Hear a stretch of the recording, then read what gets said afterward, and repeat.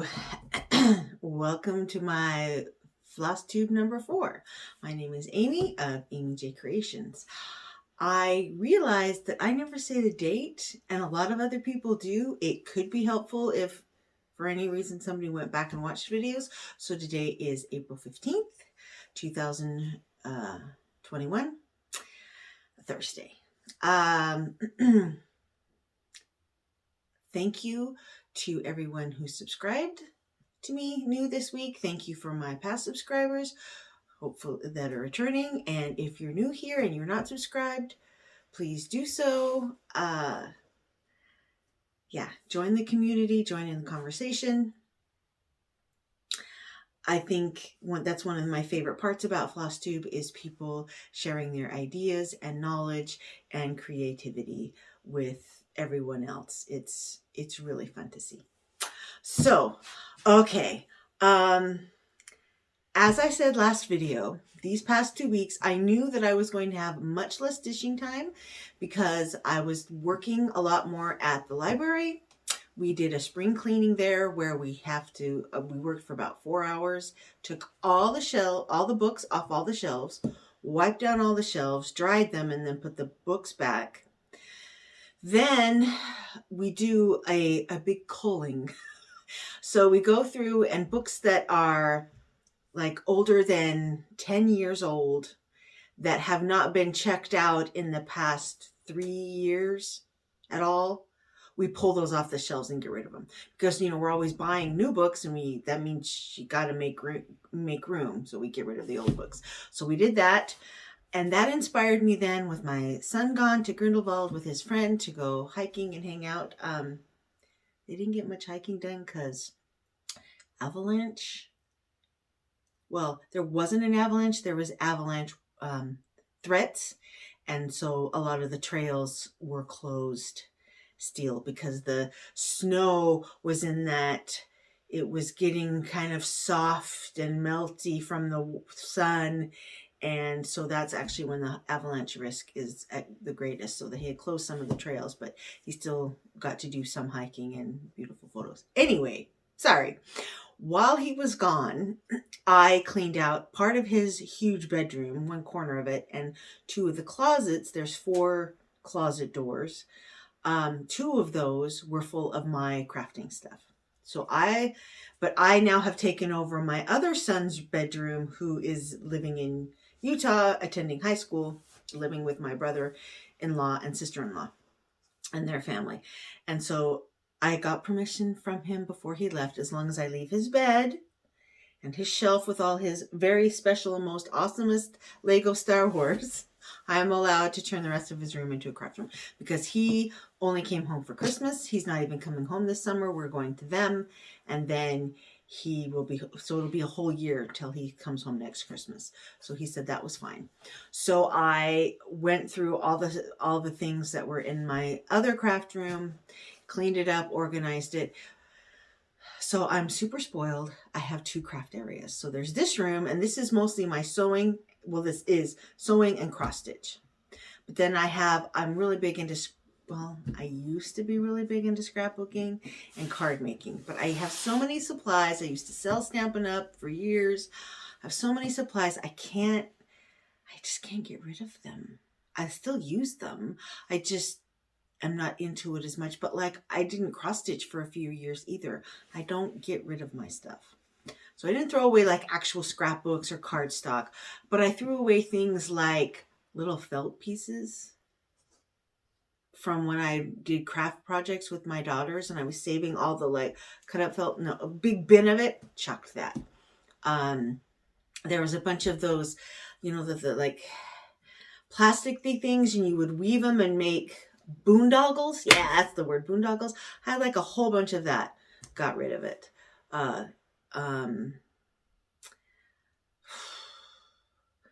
Went through a bunch of my acrylic paints, got rid of all the dried out ones, different things like that. Anyway, so I emptied out 1 full closet, and so now my son can have that for his clothes, and cleaned out. Hold on, I'm gonna excuse me, sneeze, talking about all that made me remember all the dust, because that room had not been cleaned for a while. So yeah, I dusted and reorganized, and it looks really nice in there.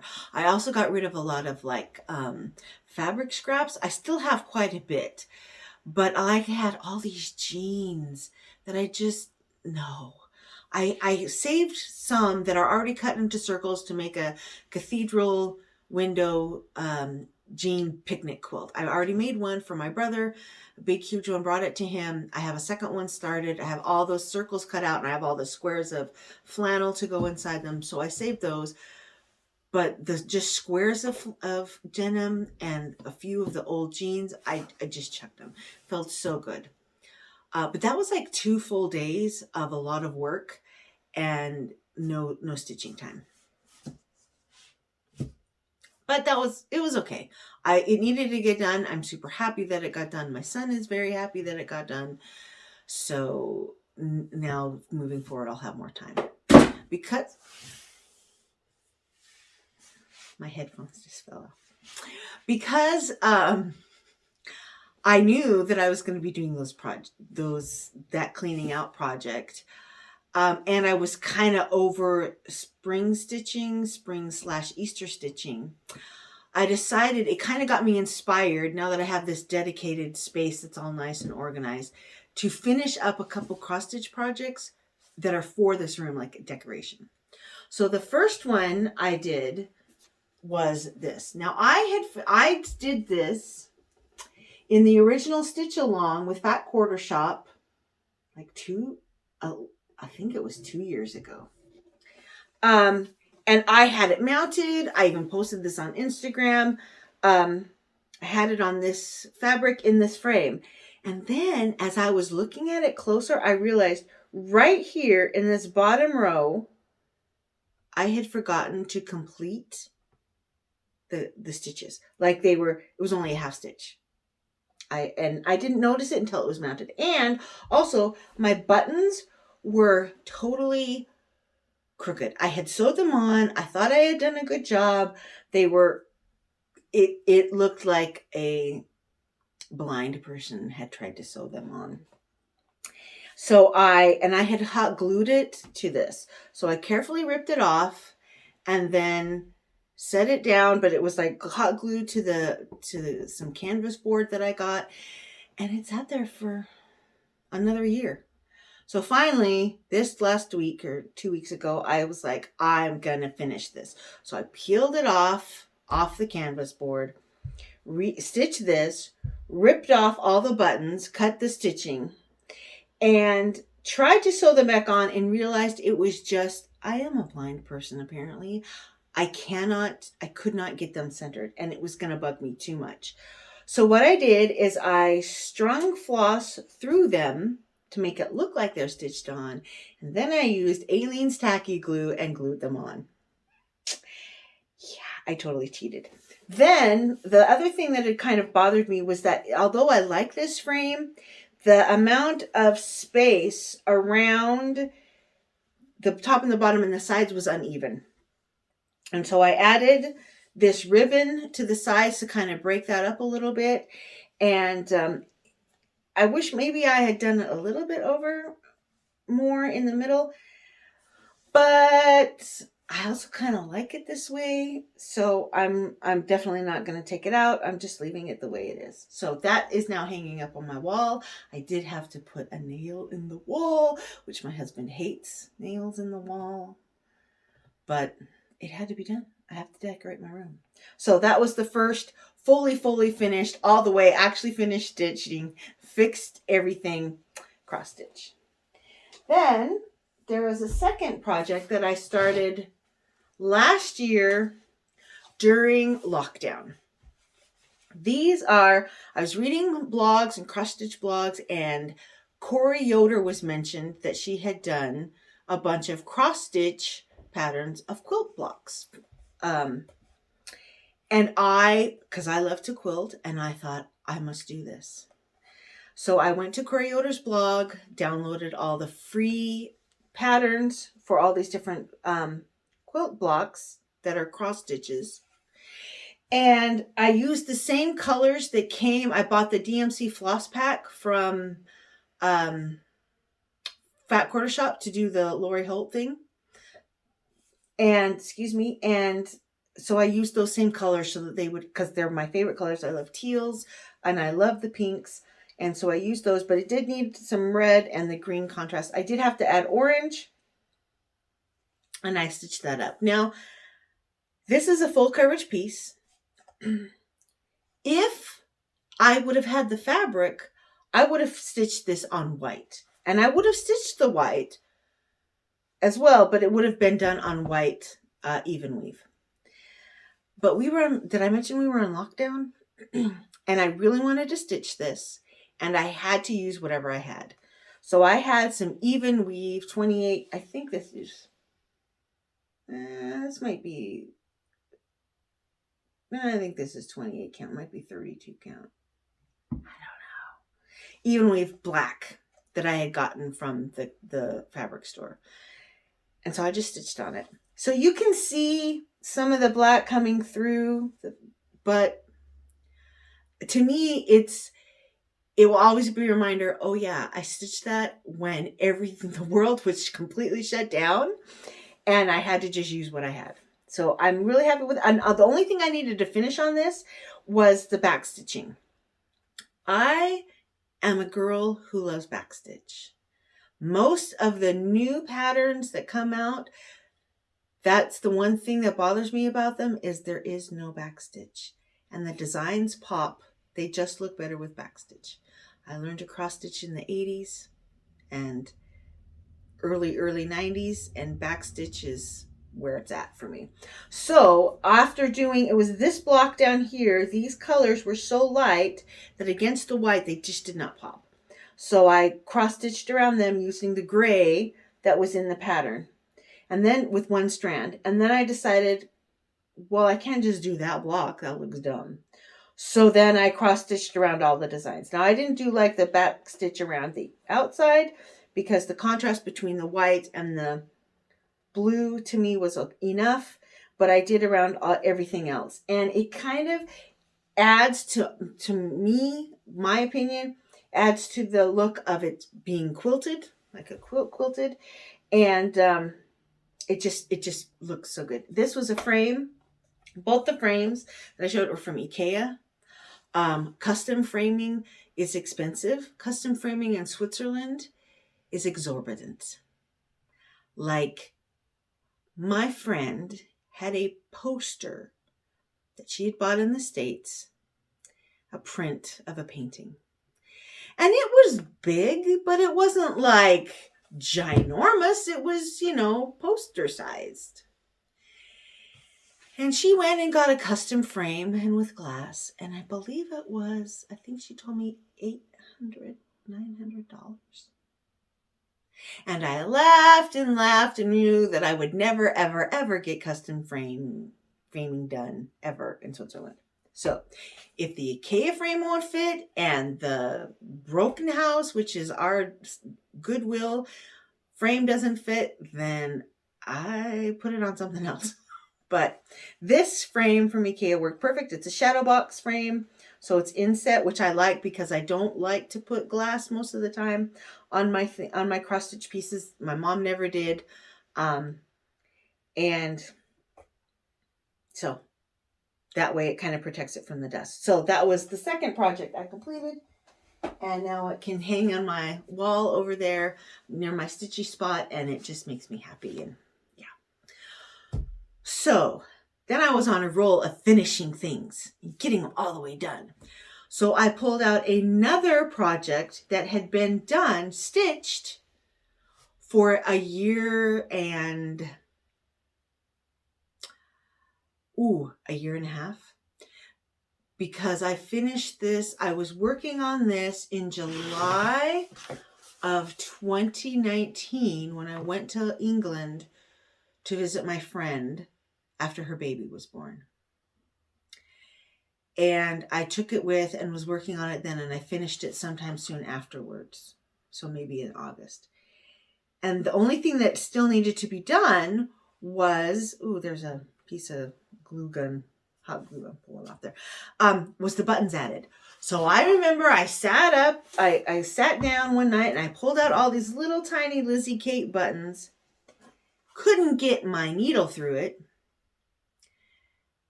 The first one. Gave up, shoved it all back in the project bag, and ignored it until last week.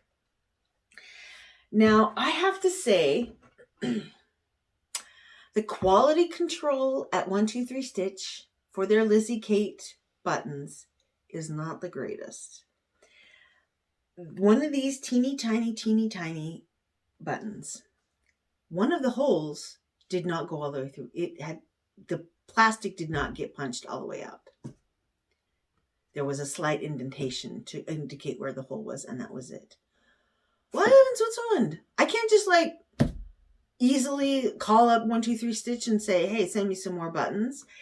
I don't even know if they would have done that.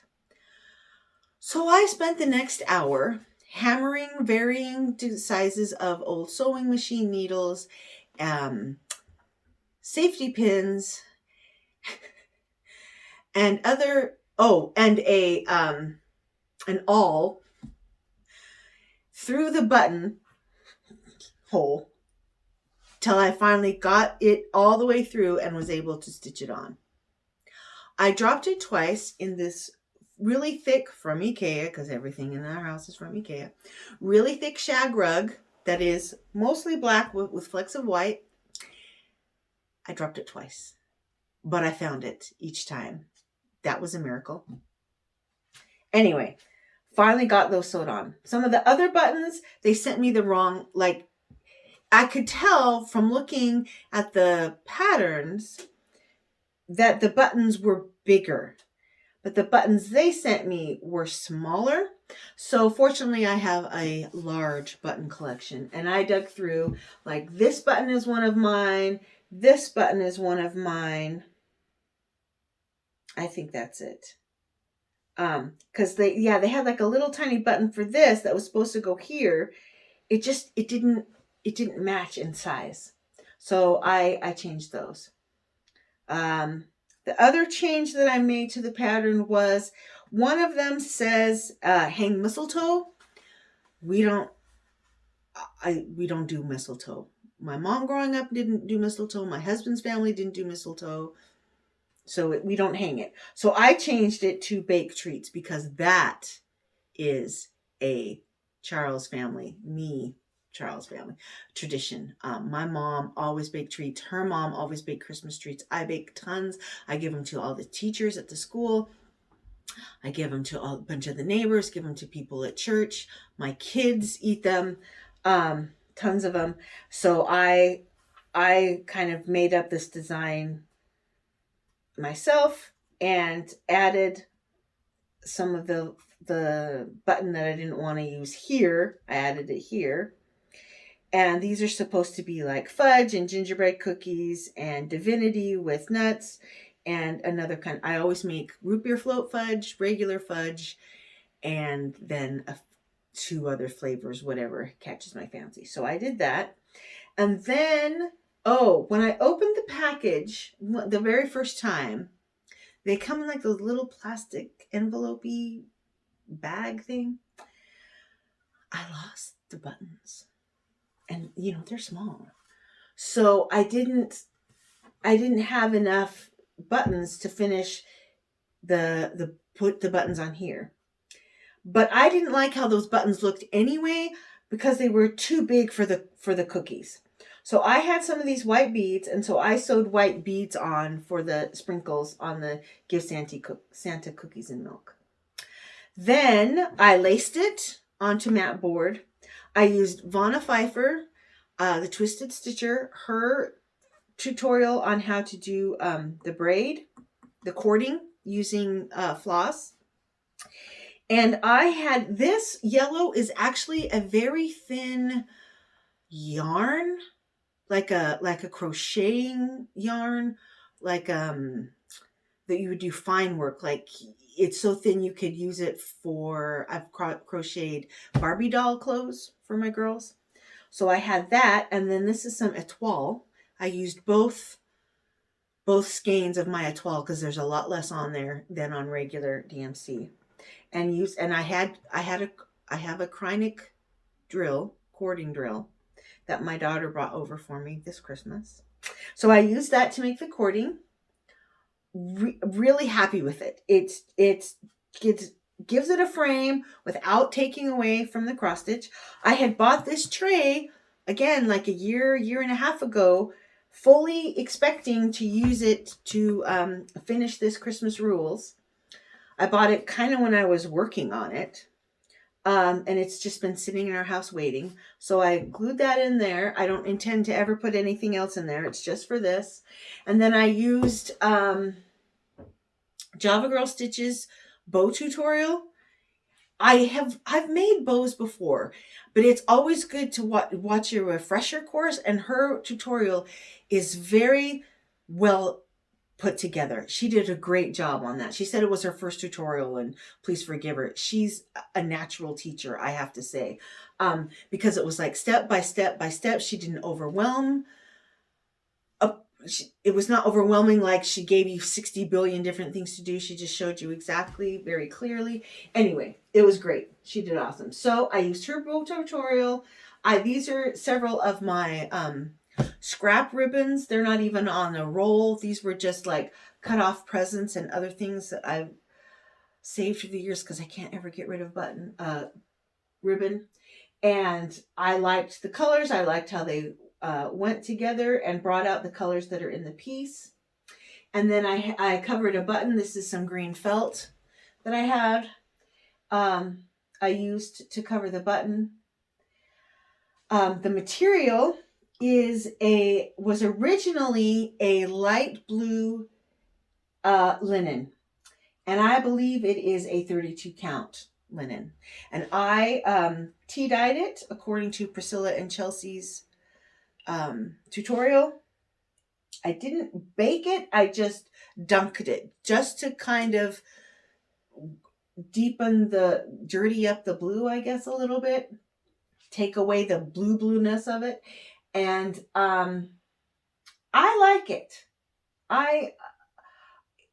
Looking back, it could have even been really good done on just a coffee tea dyed antique white. But I like how the white shows up here better. Yeah, I'm happy with it. And it kind of makes it's a good neutral. It makes the green and the red pop, because to me Christmas is green and red. No pink, no aqua. I always think those decorations look really beautiful because those are my two favorite colors. But they're not Christmassy, they're just pretty. So I don't ever decorate Christmas with them. But I would totally decorate my craft room with them. Anyway, so that is my third finish. I'm really happy. I will put it downstairs in our basement and can't wait to bring it up for Christmas this year to get hung up on the wall. All right, so what other stitching besides finishing? What stitching did I do? So as I mentioned before, I was going to work on His Name is Jesus. It's the free pattern from Joyful Expressions. If you sign up for their newsletter, you can get it. It is a big pattern, although I don't think it's going to require all this fabric. But I am even after all these years of stitching, I cannot ever correctly figure out calculate, I guess is the fancy word I'm looking for, calculate how big of a piece of fabric I will need to finish a piece. So what do? I take a piece that I know is for sure big enough, too big. I start in one corner, leave myself a border, and work all the way across and all the way down until I know how wide and how long that's going to be, and then I cut the fabric. Because every time I try to guesstimate, I run into problems. Like this thing, on the two sides, there was plenty of fabric. On these two sides, like at less than half an inch, I could barely fold it and glue it over the sides. I didn't want that to happen. I mean, it worked, but I didn't want to have that happen with this. So I've got this big piece of linen. It's not Zweigart. I don't know what it is. It's from all the linen that my mom gave me when she got rid of her cross-stitch stuff. And I worked on it while, for the past, I work on it at night and when we were watching conference from our church. And and then on Sundays, it's now kind of become my Sunday stitch. I think this is beautiful. I am amazed they gave such a gorgeous pattern for free. It's stitching up pretty quickly, and I just love it. Now I am not using their called for. I mean, they suggested, right? You can do it in any. They suggested a blue colorway and a maroon red colorway. I talked it over with my husband because this is going to be a piece that we're going to hang up permanently in the living room. And he wanted blues, but I didn't really have the blues that were called for. Well, actually, no, that's not true. I pulled them and I didn't think there was enough variation between the three colors. And so I chose three that I had. So the colors I am using, the blues I am using, are 931 DMC, DMC 336, and Mystery Light Blue from the orphaned, the box of orphan floss that has no number and no name. Yeah. But that's that.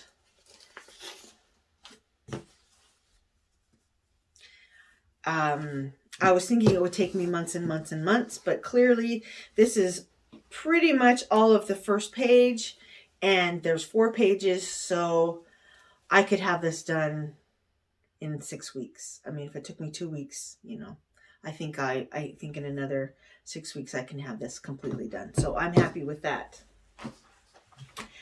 And it lives in this teal project bag. I made my own project bags using a combination of several tutorials that I found online.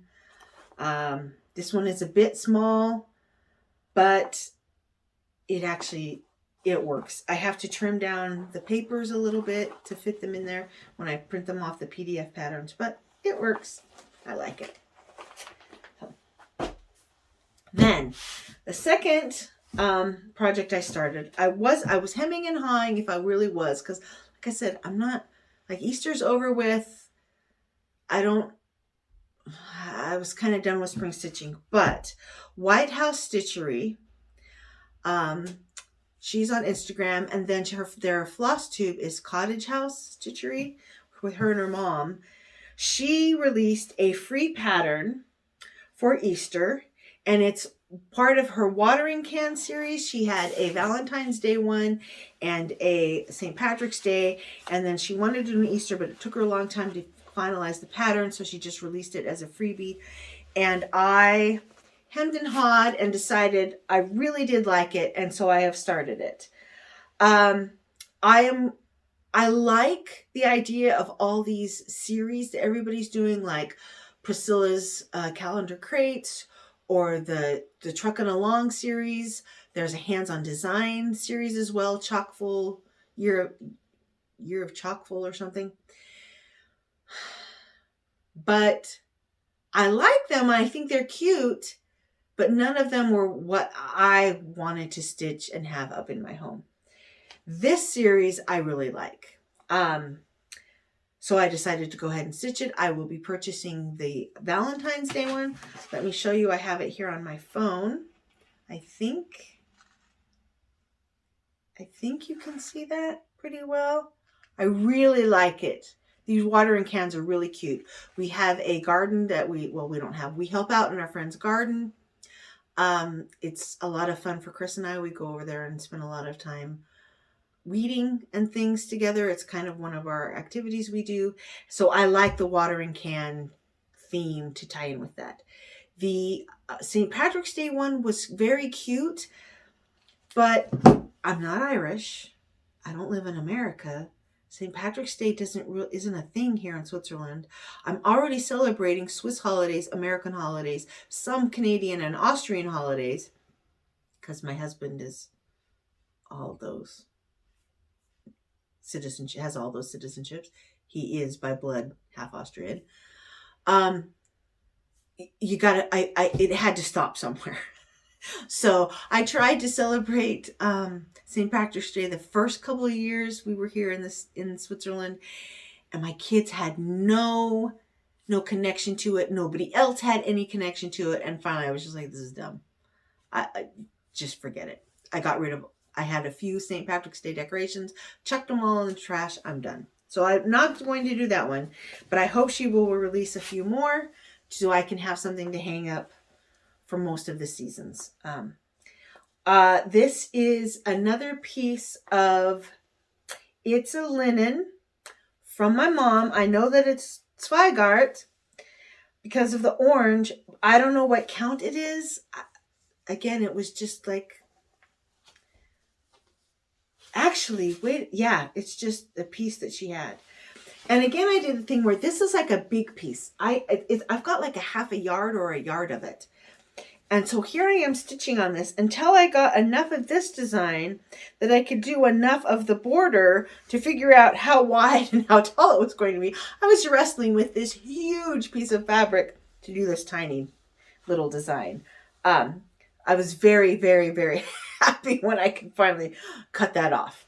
And then I just used I don't have a serger, but I always zigzag around the edges to help with fraying on my machine. This is a really cute pattern. I am changing some things up. She had the handle and the spout of the watering can be a different color. It was like a brownish color. But most watering cans that we have, everything but the spout is like all one color. And sometimes even the spout is the same color. So I'm going to go ahead and do the whole watering can in this. This is Eggshell from Classic Colorworks, not the called for color. Everything, well, that's not true. This, I changed 3 of the colors. This, because I didn't have the brown that was called for, I just looked through my random box of Orphan Floss and found a color that worked. This, there was 2 colors of DMC. One was a lighter and one was a darker, that they were both off-whites. And I didn't have them, and I didn't want to spend the $5 for 2 flosses that it wasn't necessary. So I looked through my, I have some Classic Colorworks floss that I got a little bit ago when I first heard everybody talking about fancy floss. I ordered some. I'm using it on another project, which I will show you later, but for the most part, I could take it or leave it. I'm kind of a DMC girl. So I had this bamboo, which, you know, there's no variegation to it. I don't know why they even bother making it. So I'm using that bamboo for the white and then Eggshell for the actual watering can. And then all the other colors are called for. So anyway, I'm doing the whole watering can except for the spout then will be in the Eggshell. But very cute. And it's kind of fun. I don't feel any pressure to hurry and get it done before Easter but it's still springy. I mean, it is spring. It's middle of April. So it's kind of fun to work on it. Something springy. So that's that. And so I thought I would show you also then, the other thing that I mentioned in my last video, I'm getting ahead of myself, was that I was going to be working on my daughter's quilt that she asked for a year ago. Like a snuggle quilt, not a quilt for a bed, but a snuggle watch TV quilt. And I had ordered the fabric from spoonflower.com because she wants a Harry Potter / Hunger Games quilt. So I ordered a bit of Harry Potter and some Hunger Games fabric off Spoonflower. And then we needed to find a pattern. So this pattern is from one of the quilting magazines I have. I tear out, when I get the magazines, I look through them, I keep them for, a month or two, and then go through and rip out just the patterns I'm pretty positive I would actually want to make, and chuck the rest for space issue. So I looked through. Obviously, we're not going to be using this fabric, but the layout we liked, and I'm going to be adding a 4th row so that it's a square blanket. So it'll be 4 by 4. And so in some of these, the bigger blocks, and in these tiny blocks, what she wanted was also some of her favorite quotes. So I have everything cut out. I just need to print out on paper using my printer, which you can do. You put freezer paper on the back and run it through some of the quotes she wanted, but I got several of them done. So this is the arrows for the Hunger Games. We've got glasses for Harry Potter, and these are the little footprints walking all over the Marauders map. She wanted a blue and black and gray. Those are her colors that she loves. So I have those, and then I have printed out some quotes. Chose several different fonts. My favorite, of course, I actually do have the Harry Potter font, so I did a couple of those. But then some of them it wasn't necessary. These are several Dumbledore quotes that she has that are her favorites that I've printed on the fabric, and those will be then some of the squares. So I need to print out a few more of those, and everything else, all the strips, everything is cut, and it's just all laid out here, so I will be able to get sewing on that tomorrow, actually.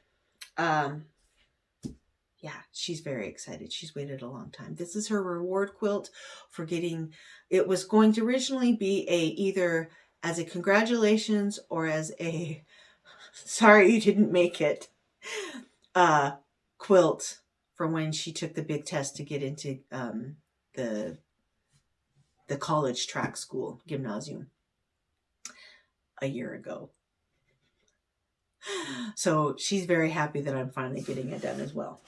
Then when watching a lot of Flosstubes, I have heard of a lot of free patterns. And so I wrote them all down, and I spent an afternoon looking through all of them and printing out some of the ones I really liked. Pinker and Pumpkin Quilting. Pinker and Pumpkin, yes, quilting. She has a blog. Almost all her patterns are free. She could totally charge for these patterns. They're very, very cute. Small, simple designs. I'm just going to flash them really quick. There's a bunny. There is a sheep. And then I've been looking I want to do some small houses like Vana has been doing, and putting them in the little halves of the snow globes to make like a little snow globe ornament for our Christmas tree. And she had a little salt box house that I thought was really cute. I want to do one in blue, one in green, and one in reds for our tree. Very, very cute. And then my husband got me a subscription to, bought me digital copy of a Just Cross Stitch magazine, and in it they had 2 seed packets. I only have like the pattern, so I'm not going to show it, but it's a lettuce one and a tomato one. I like Priscilla's seed packets. They're really cute, but they don't look like seed packets to me enough. And so these 2 do. I hope they make more, but I'm going to be doing those for our little garden. And then there was another pattern they had in there. I'm going to cover up the pattern and just try to show this picture of the designs and hope you can see that. They're like for the little spices. Very cute. So our friends that we garden with, they have a garden shed. Actually, they have 2 now. One's a little garden house, and then which is more like a hangout. It's got a nice couch in there. Sometimes her kids have sleepovers in there, and then they have another shed for like all the actual tools and things. I think I might want to stitch those. She can either use them in the garden. Well, not really in the garden, but like, you know, the potted herbs that she keeps in her kitchen, or hang them up there. And then there was this pattern in the magazine that I just adored. Now, I didn't want to waste printer ink, color printer ink, but it's all Stitchers are collectors. She's got this. What's really fun is they have 3D, so they have you use an actual piece of cross-stitch cloth and some actual floss to hang out of these drawers. The colors are all very bland. It's all beiges. I'm going to change those and use, you know, turquoise and pinks, and teals, my favorite colors. But this is going to be a great, great pattern to go up here in my cross stitch room. So I'm really excited for that. I was very thankful to my husband for getting that for me. It was a nice surprise. He just was like, come here, I want to show you something. Sat me down on the computer, was like, here, I bought you this magazine. Go ahead. So that was very fun. So I thought I would show a couple more of my WIPs so that in the future, when they show up as finished projects, you won't be like, I didn't even know she was working on that. Which is what happened with the other 3 finished objects I have done. I showed today because I've never seen them before. So the first one, I've talked about it a bit, is the one for my mom. It is a Lavender and Lace Christmas piece that she started and now cannot finish. And so she wants me to finish it for her. She does not have the picture anymore. It's 2 children decorating a Christmas tree. She got the bit started, and I will say when I first pulled this out, I tried to stitch it, and I have never done anything with this much confetti stitching. I just haven't. And my mom had made some mistakes. I made some mistakes.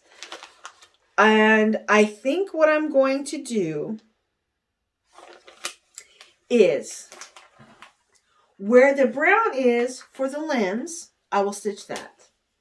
Where the ornaments are, I will stitch those. Where the green is, this is where fancy floss comes in handy. Where the green is, because there's like 3 different greens they got going on in this thing.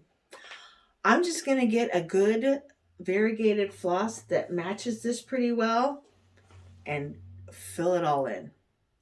Then there's the border, and then there's a bunch of beading to add in. I'm hoping to get this finished to take to her this summer.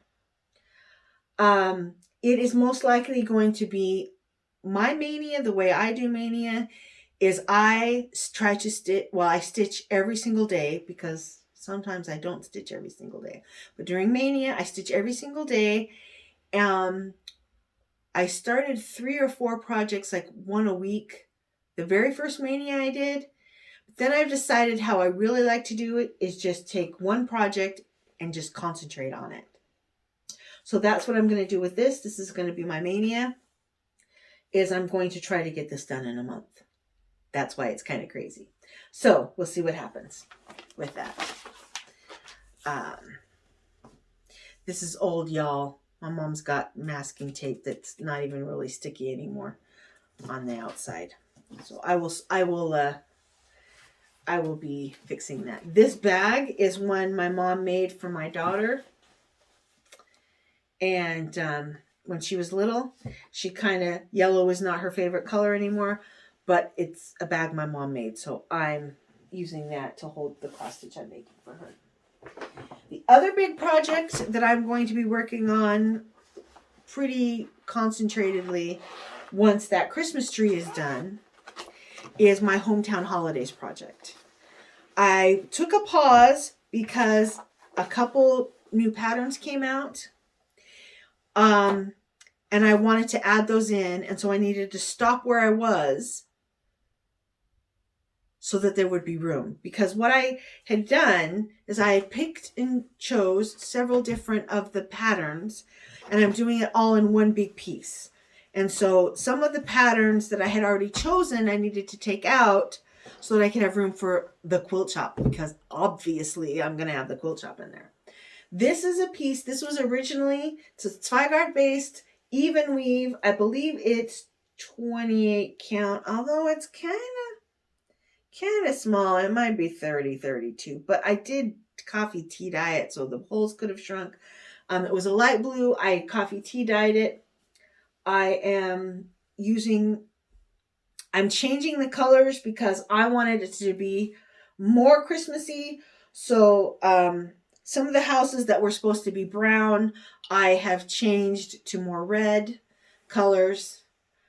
And I've chosen, the ones I chose are all special to me. For example, the bookstore. Hello, I love bookstores. Work in a library. The toy store, of course, because I have a bunch of little kids. I did the diner because I used to work at Denny's in San Diego, right next to SDSU. That Denny's. Drunk frat boys are good tippers. So I have that diner in there. Then I've got the church, because church is important to me. My uncle is a firefighter, or was. He's retired now. And so I had to have the fire department in there. I will be doing, like, this is the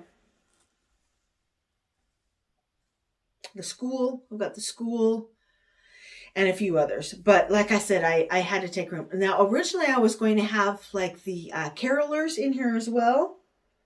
I have that pattern, but when I pulled it out, it was not in the same scale as the other houses. Like, the carolers are as big as the house, and that bothered me. I wanted it to look like they were in the town caroling, and instead it was giants coming to squash all the children. So I will save that pattern and stitch it as an ornament, but it will not go in my finished town. I do have ideas. I've been saving little tiny jingle bells from our chocolate bunnies and chocolate Santas, Lint chocolate bunnies and Lint chocolate Santas that we get every year. So I have a whole bin full of them because I want to sew them on the trim. I'm going to make a wall hanging, and I want to sew all the bells along the bottom. At least in my head, that's what's going to happen.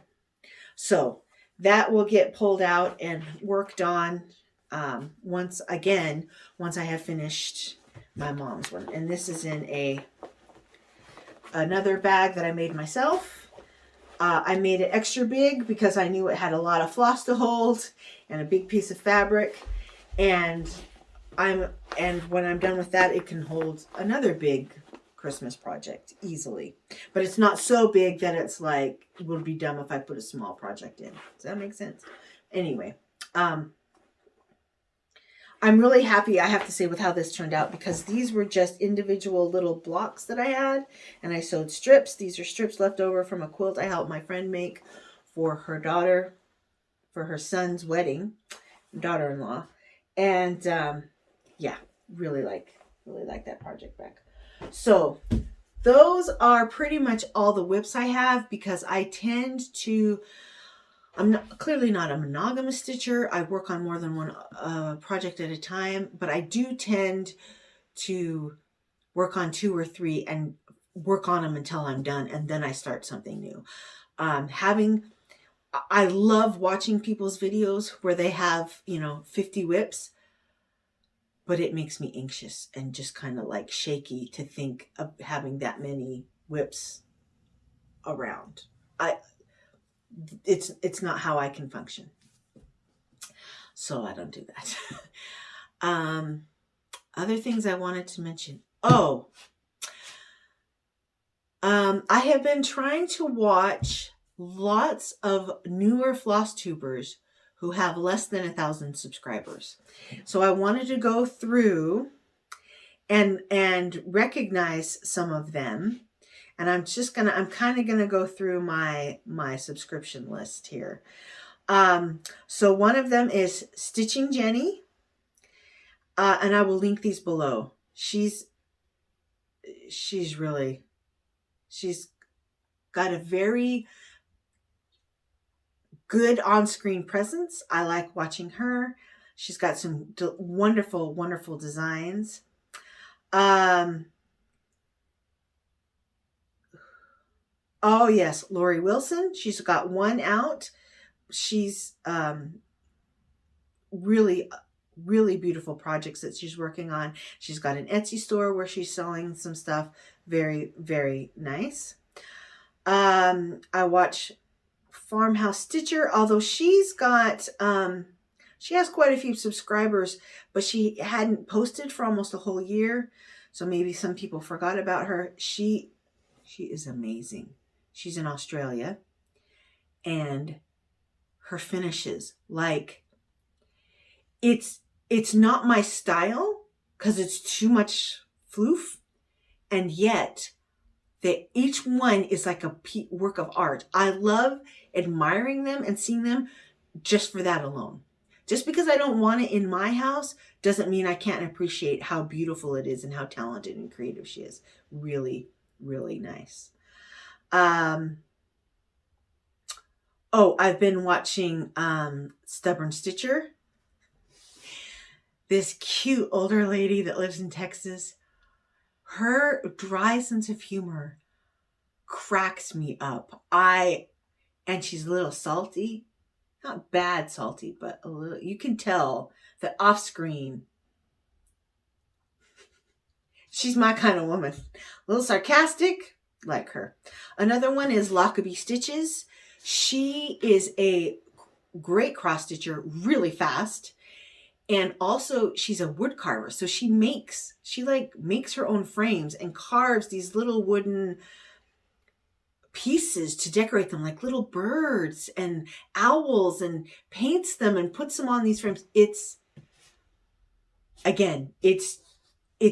such beautiful art that even if it's not your style, it's beautiful. I'm looking. Oh yes, Stitch Again Sam. That was another lady. She has. I like watching people who are like have completely different interests or jobs because their brains work different, and so they are drawn to different patterns than I would ever think to find. And that's what I like. I like to watch people who stitch what I like to stitch, but I also like to watch people who stitch completely different stuff because it's interesting. It's fascinating to me. Who else do I have on here? Oh yes, Sammie Liz. Again, I will link all these down below. Sammie Liz, I wanted to give a shout out to. And there was one more. Oh, this girl. Her name is Laura Grr, Grr. She's from Lithuania or Latvia. You guys. The project she's working on, these huge, huge cross stitches. Full coverage. They're gorgeous. And then she's got another one that she's like, it's her own design and it looks like stained glass. It's mind-boggling. And I'm so impressed with her. And of course, because she also lives in a completely different area of the world, she has access or knows of lots of different designers than I do. So her patterns are really, really, really cool. Again, nothing I would ever stitch. I'm fascinated. And she's hilarious. She's got great editing skills. My other favorite is Mad Morti. She's from England.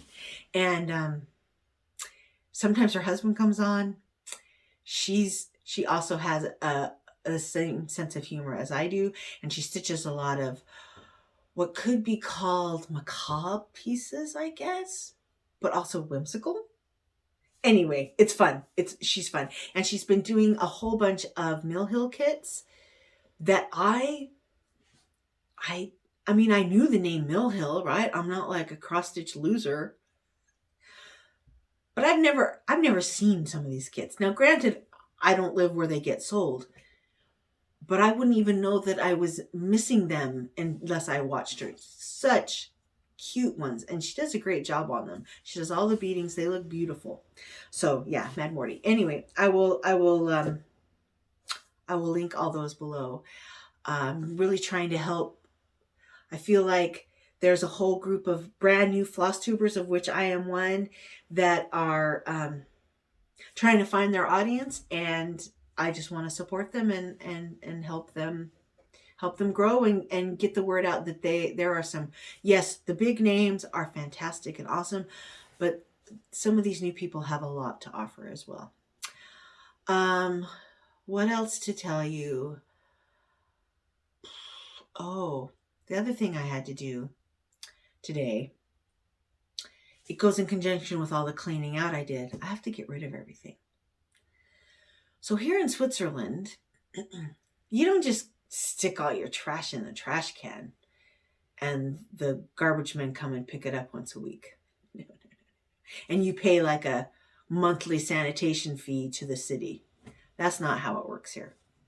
How it works here is you buy a roll of trash bags. Each trash bag, the price lowered because they found a different plastic to use them from. It also is thinner and rips easier, but whatever. But approximately $2 a bag. And these are not big bags. These are 35-liter bags. So if it's stuffed full, you know, it's like this tall and like this wide. Not big bags. $2 a bag. However much trash you want to throw away, you got to pay for all those bags. You can also take it. Almost every town has a dump, but then you pay by the kilo to get rid of your stuff. And it's not cheap either. So I had gotten all this stuff. Now I had stuffed 2 trash bags full of the carpet. Well, not the carpet, the fabric and things. And then I had brought some of the crafting stuff that I knew I was never going to use that was like unopened. I brought that we have a table at church where people can, it's just like, go through it, take it if you want. It's all free. So I dropped that off there. I'm hoping somebody will want it. But then I had like these old cardboard storage boxes that I got from IKEA that I had to break, that I had gotten rid of everything that was in there. And so I had to break down those boxes. They had like a metal rim. They had little screws holding them together. I had to take all that apart, rip off all the framing around the outside, because that gets recycled in metal, but then the cardboard gets recycled in cardboard. And everything is separated. I've seen recycling in other countries where you just throw it all in a bin. I don't trust that stuff really gets recycled. Maybe it does. But here in Switzerland, you got to separate it all yourself. And you can take it down. They have recycling stations all over that you can just bring it to. So I brought the cardboard and the plastic and the glass and the Tetra Pak containers and the paper, and there's a place for books, and there's a place for CDs, and there's a place for cans, and then there's a place for aluminum, and then there's a place for just metal, and yeah. That is how, and so if I recycle, and I also have, there's like special bags you can fill up with your plastic, separate from your PET bottles, PET plastic bottles, and separate from like shampoo bottles or things that have like dishwasher soap. Those plastic bottles get recycled, but in a separate container. So then there's a third thing where it's a bag and you can fill it with other plastic. And you have to pay for those bags too. But if I recycle as much as possible, with our family of 4 that are living here now, I'm not cleaning out my craft room and filling them full. I use like one of those trash bags, 35-liter, like a month, 3.5 weeks. That's it. It seems like might be even longer. Because the trash bag I just threw out that I added fabric to has been out there since end of February. you can recycle almost everything. And I try to be really conscientious about, I don't use plastic bags for my produce. I have some mesh bags that I sewed myself that I use for produce at the store. And I try to buy products that don't contain the plastic, like the cucumbers. I could buy the cucumbers that were our cucumbers here, the English, I guess they call them English cucumbers in America. I don't know what's English about them, but anyway, they're long. And sometimes they're shrink wrapped in plastic. And sometimes those are the only cucumbers I can buy. But that bugs me. I'm like, why is a cucumber wrapped in plastic? So like today they had the long cucumbers that were not in plastic. I bought those ones. So when I can, I try to avoid the plastic, and so that I can minimize how much trash we have. But that is how trash and recycling works in Switzerland. Oh, and also you don't put food in the trash. And we don't have garbage disposals like in America. You put it in the compost, and then you take that down. If you own a house, you have to buy a compost thing yourself, but all apartment buildings have a large, huge compost bin that gets emptied. In the summer, it gets emptied by the city every week. In the fall and winter, it's every 2 weeks.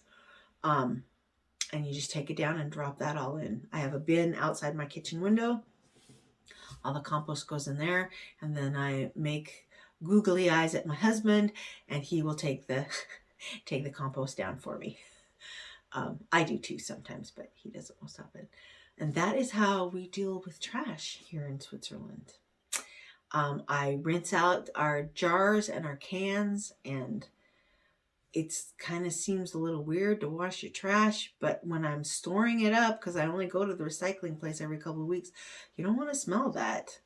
And so I rinse it out pretty well. I don't use soap and water. I'm not a crazy person, but I rinse it out really well, so that it's inoffensive to have it. And we have like a special section. I have a sideboard in our dining room, and the recycling all fits behind the doors. There's bags where it can be separated, and they're all hidden behind the doors. So when you walk in, you don't see a pile of recycling. Unless, for example, like today, my son got a new monitor, so there's a giant cardboard box, and it came just after I went to the recycling center. So that's there for now. Normally it's hidden. Yeah, life updates. I've seen a lot of people do life updates, and I haven't really done that. My life is pretty, I told you, but had to work a little extra. I got to work with the kids. I had 2 school classes come this week that I worked with. I have another one coming next week. We're working with nonfiction books, helping them realize that those are interesting books and there's a lot of good information. Here, the schools, at least our school, is trying to encourage children to, for a while they were learn how to look up stuff on the internet. But now they have gone back to let's use nonfiction books when we're trying to write reports, because some information on the internet is not verified. Books can also have errors, but there is more of a process that it goes through to get verified. And so for the kids, elementary school kids, they want them to be comfortable using the nonfiction books. So I did a little exercise. They had to pick a book with a partner and make a mind map and tell us all about what was inside it and how useful they found it and that kind of a thing. So that was fun. It's going to be spring break for my daughter next week. No, in 2 weeks. Starting in May. My husband invited her to go to Zermatt, which is where the town next to the Matterhorn, for a few days with us, stay in a nice Airbnb, do a little hiking. She thinks hiking is the worst form of punishment. Why would she want to do that on vacation? So she's staying home with her older brother, who will not have vacation because university does it differently here.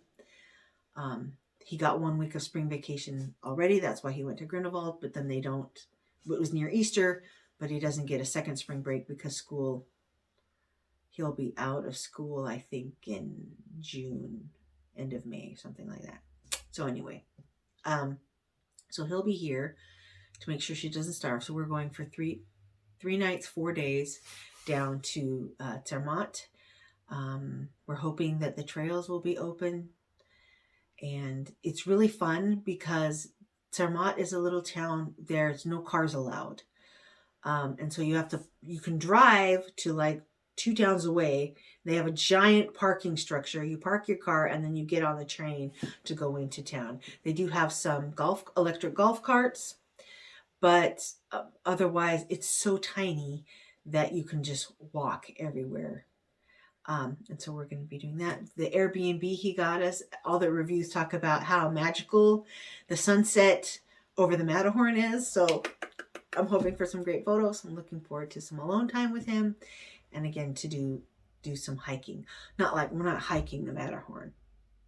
Do I look like someone who would be hiking the Matterhorn? No. You take the train, the funicular, up the side of the mountain, and then you walk around the mountain, and then you ride back down. If you're feeling especially spry, you can also walk down, which we may, but not up. People do, not the Matterhorn. You have to get a special permit, but the other mountains, the Gonagrat and another one that's nearby. But we will be riding up and then walking around and walking down. But they have all the mountains there. They have lots of little hidden lakes that form in the valleys, and just beautiful. So it'll be a little too cold to actually go into the water, but it'll be beautiful scenery. So I'm looking forward to that. But I will be able to make one more video. My next video will be before that trip. I'm pretty sure. Yeah, because today's only the 15th. So I'm doing that.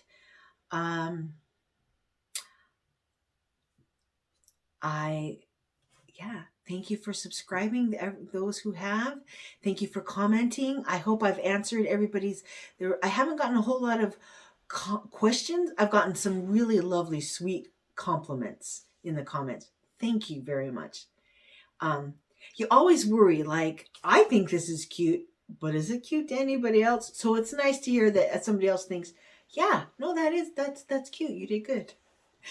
So that was nice. Yeah. If you're watching and you haven't subscribed, it doesn't cost anything, doesn't change your experience on YouTube much, except that you can be notified. You'll see it. It'll come up in your feed list if I've made a new video, and it helps me. So thank you very much. Please subscribe if you would like to, and happy stitching. I will see you again in 2 weeks. Bye.